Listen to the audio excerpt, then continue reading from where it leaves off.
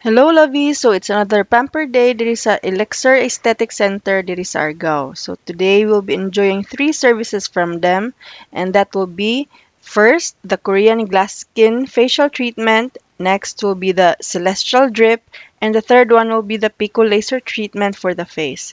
So karon na si Ara ang tig drip nato.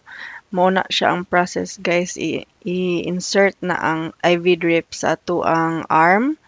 And maayo si Ara kay wala jud sakit.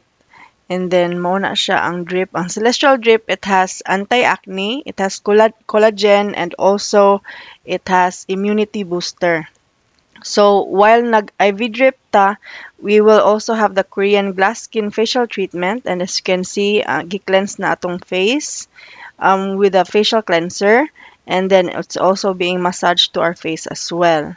After that will be the steam. Ongoing po ang steam while mag-prick si Giselle. So, while nag-cleanse pa si Giselle karon sa atong face, giona na ang steam.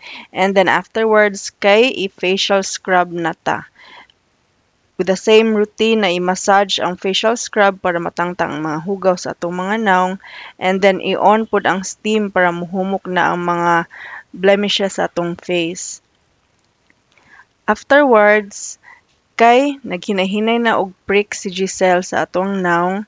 Unahon ang mga impurities sa atong ilong, and then other parts of the face as well will be pricked to remove the stubborn blackheads and whiteheads on our face. Mao na siya ang pricking part.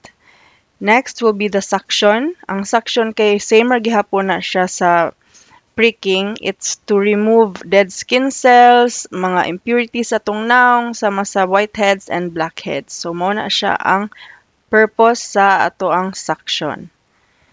Next will be the placing of the serum on the face and massaging it to the face as well para mo-glide na lang ang atong galvanic machine as well as the other machines that we'll be using today.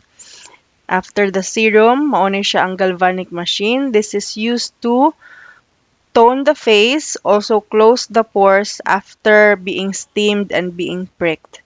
Mao na siya ang purpose sa galvanic, guys. Next part will be the eye bag removal or eye bag lightening.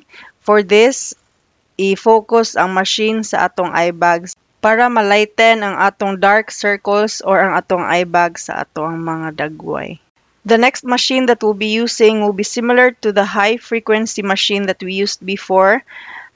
This will also be targeting the blemishes on your face and will also tighten and tone your face as well in this process. So mao na siya, guys, ang inyong makita sa video.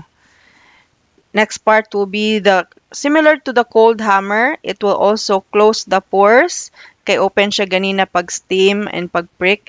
Karon i-close na ang pores. Then it will also have the benefits of tightening and toning of the face as well.